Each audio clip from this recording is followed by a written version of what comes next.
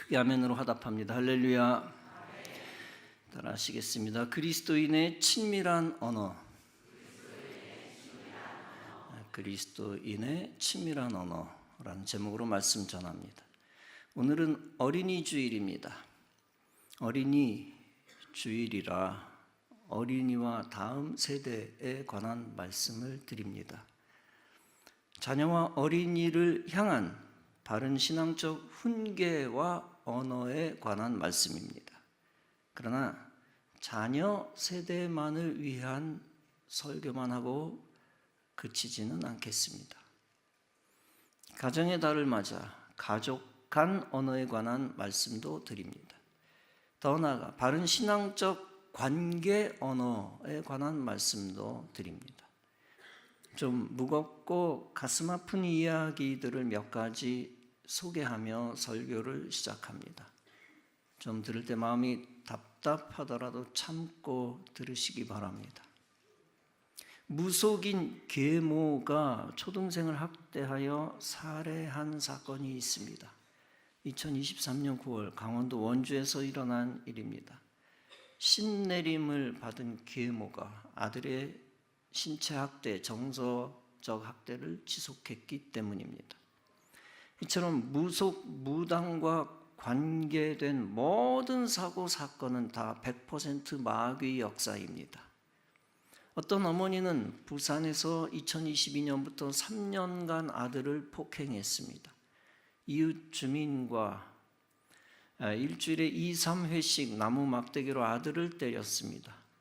아이를 묶고 7시간가량을 폭행했습니다. 결국 아들은 사망했습니다. 이것 역시 마귀의 하수인이 된 여자들이 마귀가 시키는 대로 악행을 한 것입니다.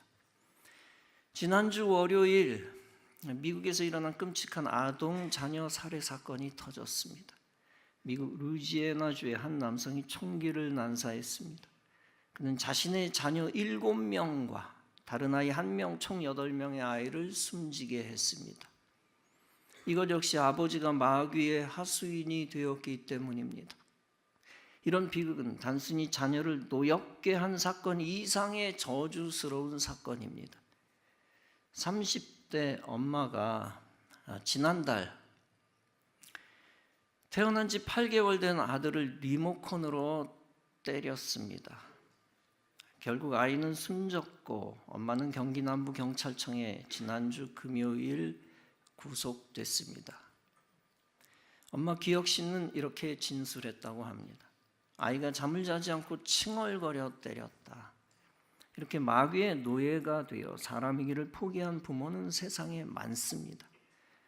이런 마귀의 하수인이 가정과 세상을 말할 수 없는 비극으로 이끌고 만듭니다. 마귀 방식의 훈계는 저주의 열매를 만듭니다. 반대로 하나님이 지시한 훈계는 축복의 열매를 만듭니다. 같은 훈계라도 차원이 다릅니다. 본문은 말씀합니다. 아비들아 너희 자녀를 노엽게 하지 말고 오직 주의 교훈과 훈계로 양육하라. 본문에서 말씀한 자녀를 노엽게 하지 말라는 말씀을 오해해서는 안 됩니다. 자녀를 책망하지 말라는 뜻이 아닙니다. 자녀를 무조건 버릇없이 애지중지 보호만 하라는 뜻도 아닙니다. 분명 잠언은 매를 아끼면 자녀를 망친다는 말씀도 합니다. 본문의 진의는 마귀의 조종을 받아 자녀를 분노케 하지 말라는 것입니다. 엘렌 워 맥기니스라고 하는 사람이 우정이 필요한 요소라는 책을 썼습니다. 그 책에 이런 이야기가 들어 있습니다. 어떤 아버지와 4살짜리 딸이 있었습니다. 딸이 매일 밤 잠들기 전 아빠에게 이야기를 해달라고 합니다. 아빠, 곰 3마리 얘기를 해주세요. 아빠는 매일 밤 그 얘기를 읽어주는 것입니다. 이제는 읽어주는 차원이 아니라 외워버렸습니다. 매일 곰 3마리 얘기를 들으면서 딸아이는 잠이 스르르 들어버렸습니다. 그런데 매일매일 곰 3마리 얘기를 해달라고 하니까 이제 아빠도 지칩니다. 그러다 아이디어가 떠올랐습니다. 아빠는 곰 3마리 이야기를 녹음기에 녹음을 했습니다. 그런데 딸이 그 녹음기에서 들리는 것을 좋아하지 않습니다. 그 다음 날이 되었는데도 또 곰 3마리 얘기를 해달라는 것입니다. 얘야, 여기 다 이야기가 들어있지 않니? 그랬더니 딸 아이가 말합니다. 아빠, 그래도 녹음기 무릎에는 앉을 수 없잖아요. 여러분, 가족 안에서 필요한 것이 무엇이냐 하면 친밀감입니다. 친밀한 관계와 친밀한 언어입니다. 이 친밀함이 없다면 가족의 본질에서 멀리 떨어진 것입니다. 그런 차원에서 이런 말이 있습니다. 멀리 떨어진 가족보다 가까이에 있는 이웃이 낫다. 부모가 자녀에게 하는 말에도 친밀한 언어가 중요합니다. 그러나 단순히 선한 사람 사이에서의 친밀한 언어를 이야기하는 것이 아닙니다. 하나님의 다스림을 받은 자로서 친밀한 언어를 말하라는 것입니다. 하나님의 형상을 받은 자답게, 하나님 안에 있는 자답게 말하라는 것입니다. 본문이 강조하는 것에는 여러 가지가 있습니다. 그중 하나가 가족 관계 사이, 특히 부모, 자식 간의 친밀한 언어입니다. 왜 말씀이 가족 간 친밀한 언어를 강조합니까?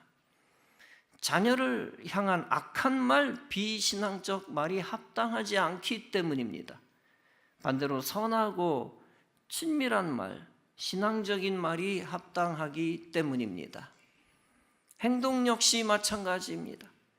자녀를 학대하거나 비신앙적 폭행으로 분노를 일으키지 말라는 것입니다. 단지 신앙적이고 도덕적인 교훈으로 훈계하고 징계해야 한다는 것입니다. 여러분, 가족 안에서 이 친밀함이 생명입니다. 친밀하면 다른 것이 좀 부족해도 괜찮습니다. 남편이 돈을 좀 못 벌어도, 자녀가 공부를 좀 못해도 상관없습니다. 친밀함만 살아있으면 됩니다. 이 친밀함은 마귀 역사를 막아내는 귀한 신앙적인 힘입니다. 잠언 17장은 말씀합니다. 마른 떡 한 조각만 있고도 화목하는 것이 제육이 집에 가득하고도 다투는 것보다 나으니라.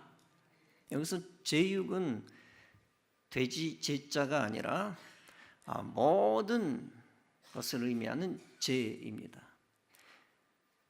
제육이 집에 가득하고도 다투는 것보다 나으니라. 가난해도 친밀한 가정이 수백억 재산을 가지고 다투는 것보다 낫습니다. 여러분, 복권 당첨이 무조건 축복은 아닙니다. 복권 당첨된 후에 이혼으로 직행한다고 합니다. 그리고 대부분 돈을 다 뺏긴다고 합니다. 결국에는 비정상적인 돈이 가족의 소중함을 눈멀게 합니다. 마귀가 거액을 이용해 가족의 친밀함과 거룩한 의리를 배신하게 합니다. 가진 돈이 너무 많아 방탕한 생활을 하게 하고 눈을 돌려 가족을 배신합니다. 그렇게 한 후 그는 과연 행복하게 될까요?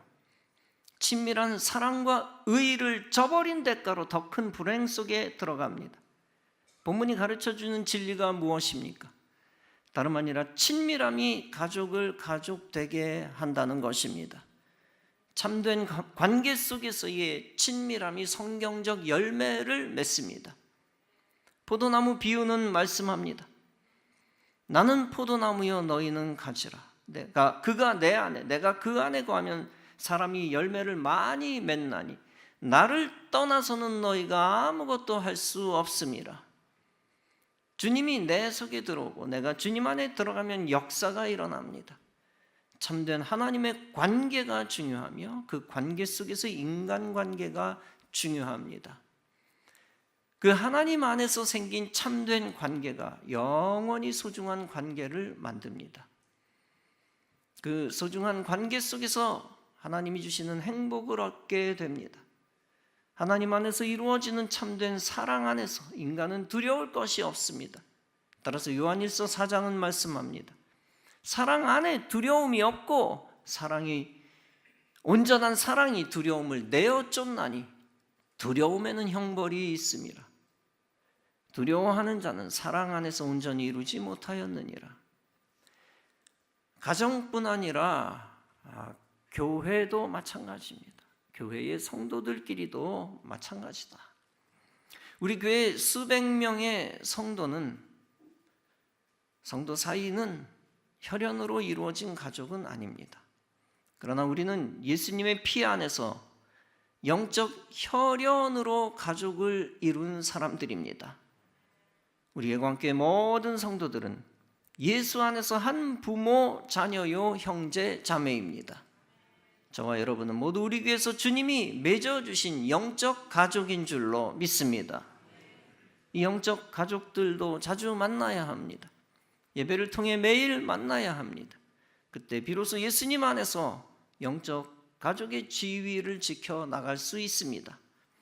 예배에서 멀어지는 지체는 영적 가족의 자격에서 멀어집니다. 반대로 예배 안에서 항상 하나가 될 때 영적 가족의 자격을 지키게 됩니다. 진정한 식구 안에서는 시기, 질투가 존재하지 않습니다. 저 집사가 내 식구가 아니라는 생각이 강할 때 시기, 질투가 강해집니다. 반대로 저 집사가 내 영적 식구다라고 생각하면 생각과 감정이 바뀝니다. 예수님이 사랑으로 성도를 감싸듯이 그가 성도를 식구처럼 품게 됩니다. 일단 영적 가족이 되면 예수님의 심장을 품게 됩니다. 예수님의 심장을 품으면 서로 시기하고 질투하는 마음이 점점 더 없어집니다. 예관 가족들이 영적으로 하나가 되면 같이 슬퍼하고 같이 기뻐하게 됩니다. 여러분은 교회 모든 지체들과 한 덩어리가 되어 사랑을 회복하시기 바랍니다. 그 사랑으로 생기를 회복하고 힘을 얻어 사랑을 주는 존재가 되시기 바랍니다. 그러면 교회 공동체를 통하여 영적 육적 참 행복을 우리가 얻게 될 줄로 믿습니다. 지난달 관악구 교회 총연합회 주관 부활절 기념 교회연합 찬양제가 있었습니다. 장소는 낙성대 옆 서울 순복음 교회였습니다. 교회 건물은 리모델링을 했어도 오래되어 낡고 허름한 편이었습니다. 그런데 그 교회 교인들의 큰 장점이 있었습니다. 어느 교회와 달리 모든 교인들이 친절하다는 것입니다. 보통 교회들을 보면 손님을 맞이하는 담당자들이 주로 친절합니다. 그 외 사람들은 안면도 없고 전혀 알지도 못하기 때문에 무관심합니다. 그런데 그 교회는 사역자나 일꾼들만 친절한 것이 아닙니다. 마주치는 모든 사람들이 친절하게 인사를 합니다. 그곳을 방문한 사람들이 한결같이 느끼고 경험하고 감동한 부분입니다. 우리 교회가 그 교회를 100% 똑같이 할 수는 없습니다. 그러나 좋은 점은 많이 본받고 적용하면 교회적으로도 유익합니다. 한편 담임 목사로서 감사한 것이 있습니다. 그것은 지난달 우리 교회 입당 예배 시 있었던 일입니다. 우리도 나름대로 손님들에게 좋은 인상을 주었습니다. 모든 목회자와 평신도들이 입당 예배 행사에 큰 감동을 받았다고 한결같이 말해 주었습니다. 예배 진행, 성가대, 오케스트라, 노래, 음식, 영상, 봉사, 성전, 구조 등등 모든 분야에서 하나도 크게 칭찬받지 않은 것이 하나도 없습니다. 그런데 그것 외에 남다른 덕담을 해준 이가 있습니다. 여러분도 광고 시간에 들었겠지만 공군교회 교인이었던 부부가 방문했습니다. 강릉 공군기지교회 대위 집사 부부였습니다. 지금 원스타 장군이 되었고 또 공군 장로가 되어 입당 예배 시 만나게 되었습니다. 그 역시 우리 새 성전의 디테일한 아름다운 구조들을 일일이 극찬했습니다. 그런데 더 고무적인 것이 있었습니다. 교회 들어오자마자 우리 교회 사람들로부터 좋은 인상을 받았다는 것입니다. 특히 안내하는 우리 사역자들과 청년들이 웃으면서 손님 맞이한 모습입니다. 그 모습에 감동하여 정말 우리 교회가 더욱 좋다는 생각을 했다는 것입니다. 그 말을 듣고 담임 목사는 수고한 사람들에게 더욱 감사한 마음을 갖습니다. 어린이 주일이라고 해서 우리의 관심이 어린이에게만 한정되어서는 안 됩니다. 우리의 관심은 어린이, 학생, 청년, 다음 세대 전체를 향한 것이어야 합니다. 우리 기성세대는 다음 세대에게 절망의 말이 아닌 소망의 말을 해야 합니다. 이를테면 대학 입시를 앞둔 수험생이 있습니다. 그들에게 이렇게 말하면 수험생은 어떻게 느낄까요? 너 떨어지면 어떡하니? 큰일이다. 그 말을 들으면 가뜩이나 힘든데 더욱 절망을 품거나 낙심하게 될 것입니다. 반대로 그에게 잘 될 거야, 힘내, 이렇게 말한다면 어떻게 될까요? 그러면 시험 결과는 불안할지라도 절망하지 않고 희망을 품게 됩니다. 그 시험 자체의 결과가 나쁠 수도 있습니다. 설령 그럴지라도 소망 품은 그에게는 더 나은 미래가 기다립니다. 무엇보다 중요한 것은 하나님의 인도하심을 믿고 신뢰하는 것입니다. 세상에서는 아무리 성공하려고 발버둥 쳐도 하나님 밖에 거하면 안 됩니다. 하나님 밖에서 성공하는 듯 해도 그것이 진정 축복이 아닌 경우가 많습니다. 반대로 하나님 안에서 행하는 모든 것은 선합니다. 당장 세상에서 실패하는 것 같아도 하나님 안에 있으면 상관없습니다.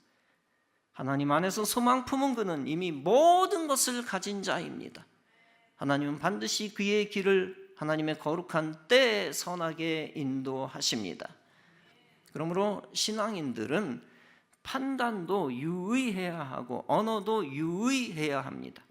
세상의 성공 실패 잣대를 가지고 다음 세대를 함부로 섣불리 판단해서는 안 됩니다. 항상 신앙적으로 누구든 하나님 안에 있음을 귀하게 여기고 그에게 말해야 합니다. 항상 믿음의 말을 해야 하고 격려와 소망의 말을 해야 합니다. 그것이 신앙적이고 지혜로운 태도이며 언어 생활입니다. 또한 다음 세대를 우리에게 맡겨주신 하나님에 대한 거룩한 예의입니다. 내가 들었을 때 분노를 일으키는 부정적인 말들이 있을 것입니다. 그런데 그 말을 상대방에게 하면 어떻게 될까요? 사람은 똑같습니다. 내가 들었을 때 싫은 말들, 그걸 상대방에게 하면 어떻게 되느냐? 그러면 그는 위선자이거나 바보이거나 둘 중 하나입니다. 이 나라에는 입만 열면 부정적인 말을 하는 교인도 많습니다. 너는 해도 안 돼. 뭐하러 그런 걸 하니? 집어치워버려. 너 참 늙어 보인다. 너 병자 같다. 너 인상 참 별로다. 넌 성격이 왜 그 모양 그 꼴이니? 너 그거 할 자격이 없어. 등등 수많은 부정적인 말들이 있습니다. 그런 말들은 그리스도인에게는 어울리지 않고 합당하지 않습니다. 왜냐하면 그리스도께서 모든 하나님의 자녀를 보배롭게 이미 여기고 계시기 때문입니다. 그런데 내가 함부로 남을 평가하거나 비하하는 것은 월권 행위입니다. 부정적인 말을 많이 쏟아내면 다툼을 일으키고 사람들이 속으로 결별합니다. 자신은 의롭다고 여기며 수많은 비아냥과 비판의 말을 쏟아냅니다. 그러나 정작 듣는 사람들은 속으로 이렇게 생각합니다. 네가 더한 것 같은데? 너야말로 잘한 게 별로 없는데? 차라리 네가 없을 때 사람들은 더 행복해 하더라. 넌 잘난 척하지만 사실은 네가 교회에서 사람들 다 까먹고 쫓아냈는걸? 여러분, 어떤 공동체에서든 사람들은 속으로 다 나름대로 그를 평가합니다. 목소리 높여 비판하는 사람을 주위 사람들이 다 별 볼 일 없는 존재로 평가절하합니다. 비난의 말, 부정적인 말을 쏟아내는 자 자신은 스스로 모릅니다. 자신이 뭘 얼마나 잘못하고 있는지도 모르고 스스로 무덤 파는지도 모릅니다. 그러면서 의기양양하죠. 따라서 예수님도 마태복음 7장에서 말씀하셨습니다. 비판을 받지 아니하려거든 비판하지 말라. 너희가 비판하는 그 비판으로 너희가 비판을 받을 것이요 너희가 헤아리는 그 헤아림으로 너희가 헤아림을 받을 것이니라. 의기양양하지만 사실은 자기를 스스로 멸망시키고 있는 것입니다. 사도 야고보도 야고보서 3장에서 말씀합니다. 내 형제들아, 너희는 선생된 우리가 더 큰 심판을 받을 줄 알고 선생이 많이 되지 말라. 여기서 선생은 단지 교육자나 교사만을 지칭하는 것이 아닙니다. 교회의 지도자, 설교자, 교리, 교사, 신앙적으로 권면하는 자 모두를 포함합니다. 리더는 다 선생입니다. 왜 선생이 되는 것을 경계해야 할까요? 바로 더 큰 심판 때문입니다. 가르친 대로 살지 못하는 자는 더욱 무거운 심판을 받을 수 있기 때문입니다. 이 말씀을 오해해서는 안 됩니다. 이 말씀이 교회, 학교, 교사를 하지 말라는 뜻이 절대 아닙니다.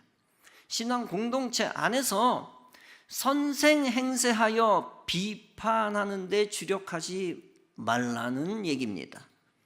잘못된 신앙관으로 남을 가르친답시고 상처 주거나 저주하지 말라는 것입니다.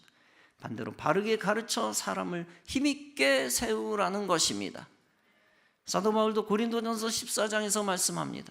너희도 영적인 것을 사모하는 자인즉 교회의 덕을 세우기 위하여 그것이 풍성하기를 구하라. 형제들아, 지혜에는 아이가 되지 말고 악에는 어린아이가 되라. 지혜에는 장성한 사람이 되라. 여기서 우리가 알 수 있는 것이 있습니다. 부정적인 말을 하는 사람은 똑똑하다고 착각하는 자라는 것입니다.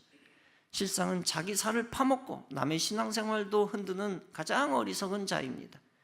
또한 여기서 우리가 알 수 있는 것이 있습니다. 그것은 믿음의 말을 하는 사람은 가장 똑똑한 자라는 것입니다. 그는 힘이 없는 것 같으나 사실은 가장 큰 영향력이 있는 자라는 것입니다. 따라서 가장 지혜로운 사람은 공동체 안에서 믿음의 말을 하는 사람입니다. 즉 은혜로운 말, 긍정적인 말, 기쁨과 희망과 축복의 말을 하는 사람입니다. 요즘 부모 세대와 자녀 세대가 함께 여행 가는 일이 부쩍 많아졌습니다. 그런데 우스갯소리로 한 주 여행 가든 2주 여행 가든 대개 3일 안에 여행 가서 싸운다라는 얘기가 있습니다. 부모 세대는 대개 이렇게 말한답니다. 거길 왜 가니? 막상 와보니 시시한데 여기까지 온 거야? 그거 뭐하러 먹니? 왜 꼭 여기서 자야 하니? 도대체 이건 왜 이렇게 비싸니? 참 정신없다. 그러나 자녀 세대는 이렇게 말한답니다. 아니 여기까지 와서 그걸 안 보고 가세요? 이게 얼마나 맛있는지 드셔나 보세요. 여기에선 이게 최고예요. 인기도 제일 많아요. 제일 핫해요. 그런데 왜 도대체 같이 오겠다고 한 거예요? 설교자는 누구 편을 들겠다는 얘기가 아닙니다.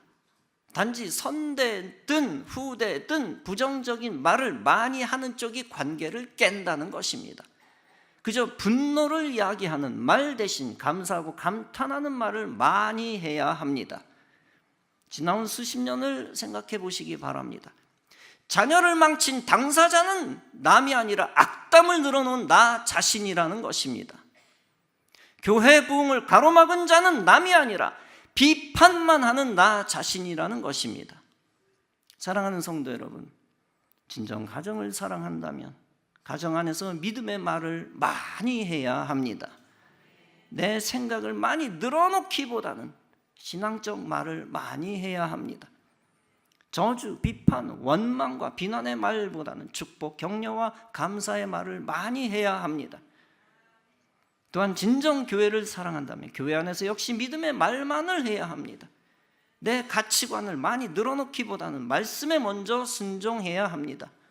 그러면서 믿음과 소망과 사랑의 말만 해야 합니다. 교회 안에서 갈등과 다툼을 일으키는 말을 하지 말아야 합니다.